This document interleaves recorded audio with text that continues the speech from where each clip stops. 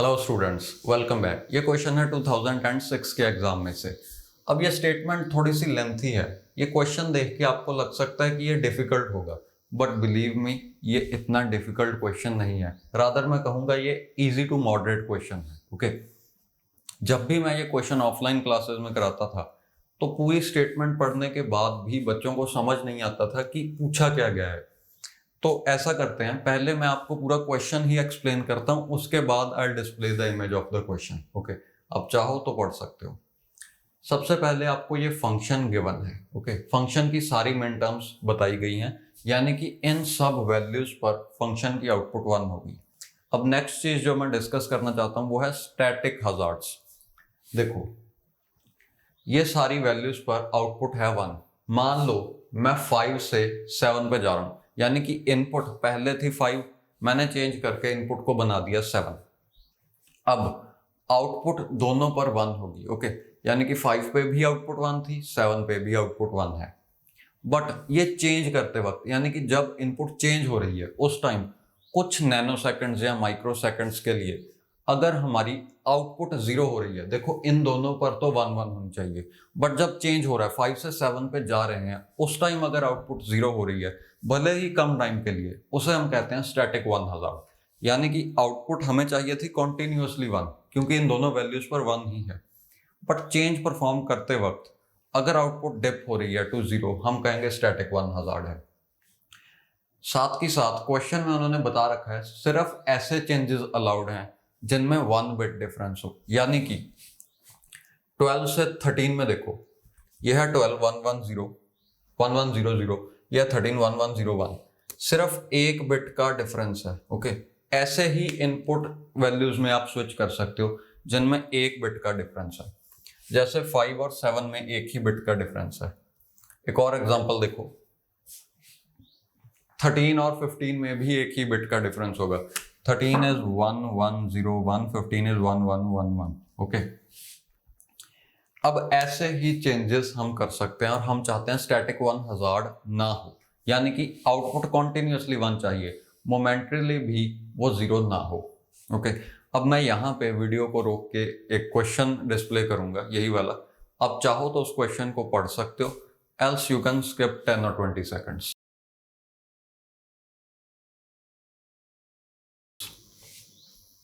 Okay, I hope आपने question पढ़ लिया होगा।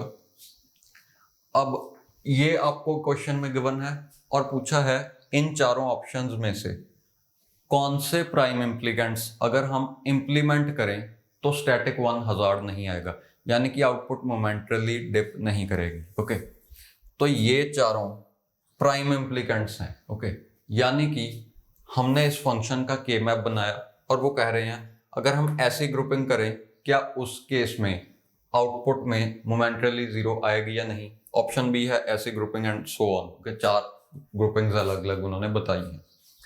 अब यहाँ पे मैं डिस्कस करना चाहूंगा के मैप के बारे में। आपको पता है कि के मैप में एडजेसेंट सेल्स जो होते हैं उनमें 1 बिट का डिफरेंस ही होता है। जैसे इस सेल और इस सेल की अगर हम बात करें तो ये है 1 0 0 0, ये वाला सेल, और ये सेल है 1 0 0 1, यानी कि इन दोनों में 1 ही बिट का डिफरेंस है। ओके, सिमिलरली इन दोनों में भी 1 ही बिट का डिफरेंस है, इन दोनों में भी 1 ही बिट का डिफरेंस है, इन दोनों में भी 1 बिट का डिफरेंस है। जो भी एडजेसेंट सेल हैं उनमें 1 बिट का डिफरेंस होगा। यही रीजन है कि 0 1 के बाद यहाँ 1 1 आता है, क्योंकि हम इन दोनों में 1 बिट का डिफरेंस ही चाहते हैं।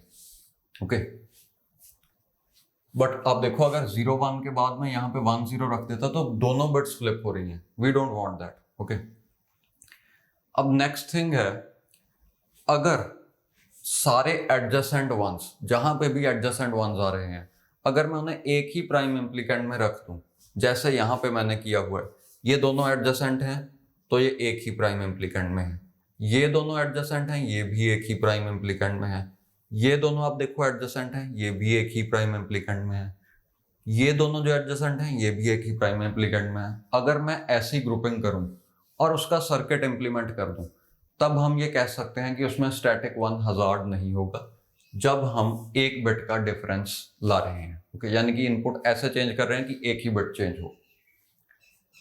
तो आप देख सकते हो कि इसका आंसर आएगा ये। और ये ऑप्शंस में प्रेजेंट ही नहीं है। एक्चुअली ये मिनिमल ग्रुपिंग है। क्वेश्चन में उन्होंने ये नहीं पूछा कि हमें मिनिमल ग्रुपिंग बताओ कौन सी है, उन्होंने पूछा कि स्टैटिक वन हजार्ड ना हो। तो इस ग्रुपिंग के लिए भी स्टैटिक वन हजार्ड नहीं होगा। ये एक ऐसी एग्जांपल मैंने यहाँ पे दिखाई है जिसमें स्टैटिक वन हजार्ड्स को कंप्लीटली अवॉइड किया गया है। ओके, बट ये ऑप्शंस में नहीं है, तो हम ऑप्शंस की बात करते हैं। ऑप्शंस में उन्होंने ये ग्रुपिंग दे रखी है। पहला ऑप्शन है W बार एक्स जेड। आप देखो W बार एक्स और Z, यानी कि इन दोनों सेल्स की बात हो रही है, ये वाला ग्रुप या ये वाला प्राइम एम्प्लीकेंट। नेक्स्ट है W एक्स वाई बार। तो W x one one in सारे चारों सेल्स के लिए, और वाई बार है इन दोनों रोज के लिए, यानी कि इतने पार्ट की बात हो रही है, तो ये वाले दोनों वंस। ओके, यानी कि ये जो के मैप मैंने बना रखा है, ये के मैप है ऑप्शन ए के लिए। ओके, तो आप देख सकते हो यहाँ पे 1 2 3 4 5 5 प्राइम एम्प्लीकेंट्स बनाए हैं। ये इन पांचों टर्म्स के लिए हैं। ओके, वंस ये सारे हैं। देखो जो वंस मैंने यहाँ पे भरे हैं वो फंक्शंस के लिए हैं, जो गिवन फंक्शन है उसके लिए हैं, और ये ग्रुपिंग्स आपको ऑप्शंस में दी गई है। उन्होंने कहा है कि इनमें से कौन सी ग्रुपिंग को अगर हम इंप्लीमेंट करें एज अ सर्किट तो स्टैटिक वन हजार्ड ना आए।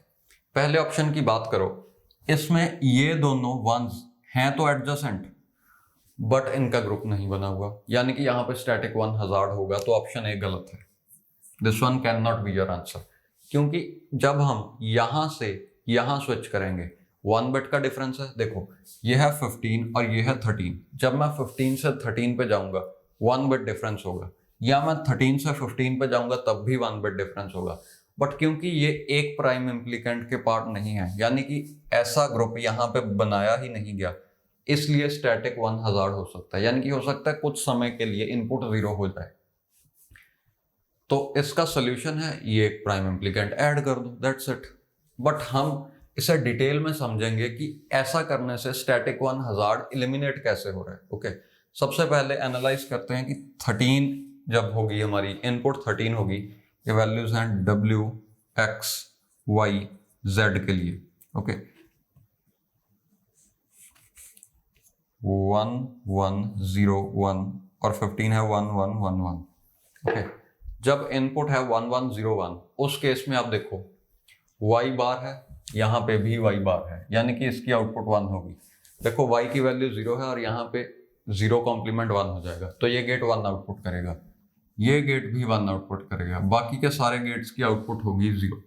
ओके, ये जो सर्किट है, ये वाला सर्किट ऑप्शन ए के लिए ही बनाया है मैंने। देखो W बार एक्स जेड, W बार एक्स जेड ये रहा, फिर है W एक्स वाई बार, W एक्स वाई बार ये रहा, देन X वाई बार Z, X वाई बार Z ये रहा, फिर है X वाई Z ये रहा, and then you have W Y Z, तो ये रहा। ओके, यानी कि ये के मैप, ये सर्किट और ऑप्शन ए एक ही बात है। ओके, ये एक दूसरे को ही इंप्लीमेंट कर रहे हैं।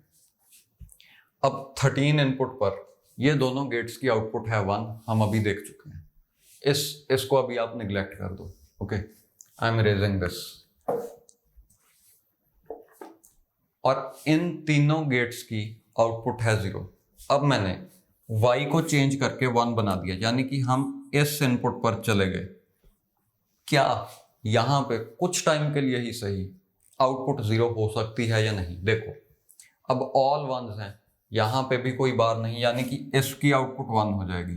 ओके, इसकी आउटपुट भी 1 हो जाएगी, उसकी आउटपुट 0 ही रहेगी क्योंकि W बार है, इन दोनों की आउटपुट 0 हो जाएगी क्योंकि यहां पे Y बार है। ओके,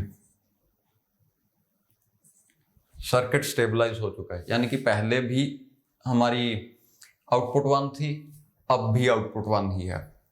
बट इन दोनों इवेंट्स के बीच में हो सकता है कुछ टाइम के लिए आउटपुट 0 हो जाए। मैं ऐसा नहीं कह रहा कि आउटपुट 0 होगी ही होगी, मैं कह रहा हूं कि चांसेस हैं कि वो 0 हो जाए।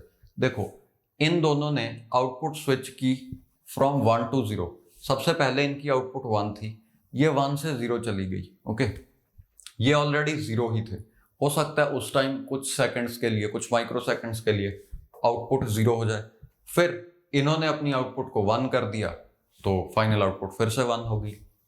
एक्चुअली चांसेस हैं जब हम 15 से 13 पर जा रहे हैं उस केस में आउटपुट कुछ माइक्रो सेकंड्स के लिए 0 हो जाए, क्योंकि देखो यहाँ पे ये दो नॉट गेट्स हैं। नॉट गेट्स आपको पता है इन दोनों में नहीं है। जब आउटपुट है, देखो इनपुट है 15, यानी कि यहाँ पे 1, यहाँ पे 1, और इसीलिए फाइनल आउटपुट 1 आ रही है। अब हमने 15 से 13 कर दिया, यानी कि सबसे पहले तो ये दोनों 0 होंगे, ये दोनों 0 हुए, ठीक है। उसके बाद में अब देखो अभी आउटपुट 0 हो सकती है। अब ये दोनों इमीडिएटली 1 नहीं होंगे, क्योंकि यहाँ पे नॉट गेट्स हैं। नॉट गेट्स को शायद कुछ एक्स्ट्रा टाइम चाहिए हो सकता है, मैं ऐसा नहीं कह रहा होगा ही होगा, मैं कह रहा हूँ हो सकता है कि ये अपनी आउटपुट 1 करने में कुछ टाइम लगा दें और उतनी देर हमारी फाइनल आउटपुट 0 हो जाए। ओके, अब इसका सोल्यूशन क्या है? मैंने आपको बता दिया कि इस प्राइम इम्प्लीकेंट को ऐड करो, बट अभी के लिए इसे भूल जाओ। हम एक और चीज देखते हैं। अगर मैं यहाँ पे एक ऐसी इनपुट लगा दूं, यानी कि यहाँ पे मैं 1 लगा दूं, ऐसे जब 13 हो या 15 हो, दोनों केसेस में यहां से 1 मिलता रहे। ओके, यानी कि जब मैं 13 से 15 स्विच कर रहा हूं, मेरे पास इस और गेट के लिए कम से कम एक ऐसी इनपुट है जो 1 ही रहेगी। उसे कोई फर्क नहीं पड़ रहा कि वो 13 इनपुट थी या 15 इनपुट थी। उस केस में हम श्योर हो सकते हैं कि आउटपुट 0 होगी ही नहीं, क्योंकि इस और गेट की ये वाली इनपुट हमेशा 1 रह रही है 13 और 15 वाले केस के लिए। ओके, तो अब देखो मैं क्या कर रहा हूं। मैं यहाँ पे एक एंड गेट लगा रहा हूं और उसकी 3 इनपुट्स मैं ऐसे रख रहा हूं कि वो y के इंडिपेंडेंट है। देखो y ही चेंज हो रही है ना 13 से 15 में जाने पर। यहाँ पे y थी 0, यहाँ पे 1 होगी। मैं ऐसा गेट लगा रहा हूं, एंड गेट, जो y को कंसिडर ही नहीं कर रहा, यानी कि w, x और z ये सिर्फ इन तीनों इनपुट्स पर डिपेंड कर रहा है। ओके, अब आप देखो जब इनपुट थी 13 तो w, x, z 1 1 1 है, ये अपनी आउटपुट 1 देगा। अब इसकी आउटपुट 1 है, इन सभी को अभी भूल जाओ। ओके, अब चाहो तो इन्हें भी कंसिडर कर सकते हो, बट 13 पर इस गेट की आउटपुट 1 है। ओके, तो फाइनल 1 आएगा। 15 पर भी इस गेट की आउटपुट 1 होगी, तो फाइनल 1 आएगा। जब मैं 13 से 15 स्विच कर रहा हूं, सिर्फ y चेंज हो रहा है। ओके, ये w, x और z तो ऐसे ही रह रहे हैं, w, x, z ऐसे ही रह रहे हैं, यानी कि ये कॉन्टिन्यूसली 1 ही आउटपुट करे जा रहा है। इसे कुछ पता भी नहीं चला कि इनपुट 13 से 15 होगी। इस गेट के लिए, इस एंड गेट के लिए इनपुट चेंज ही नहीं हुई, क्योंकि ये तीनों वेरिएबल्स चेंज नहीं हुए। इसीलिए यहाँ पे स्टैटिक 1 हजार्ड हमने प्रिवेंट कर दिया, सिर्फ ये एक गेट लगा के। अब अगर आप ध्यान से देखो, ये जो गेट है w, x, z, ये यही वाला प्राइम इम्प्लीकेंट है, ये वाला 13 और 15 वाला। देखो अगर इस प्राइम इम्प्लीकेंट को आप एनालाइज करो तो w, x की वैल्यू है 1 1 और z की वैल्यू भी है 1 1, तो ये प्राइम इम्प्लीकेंट है w, x, z, यानी कि इसके लिए y की वैल्यू 0 से 1 जा रही है यहां से यहां आने पर। तो आपने ये प्राइम इम्प्लीकेंट ऐड कर दिया। मैंने आपको पहले ही बताया था कि एडजेसेंट वंस कवर होने चाहिए, वही हमने किया। अब देखो ऑप्शन ए में w, x, z नहीं था, इसीलिए आंसर नहीं है। तो ऑप्शन डी में, ऑप्शन ए तो सारा एज इट इज है ही, और उसमें w, x, z भी एक्स्ट्रा आ रहा है। यहां पे आप देखो w, x, z ये रहा। ओके, बाकी सारी terms as it is present है, ऑप्शन ए और डी में सेम ही है।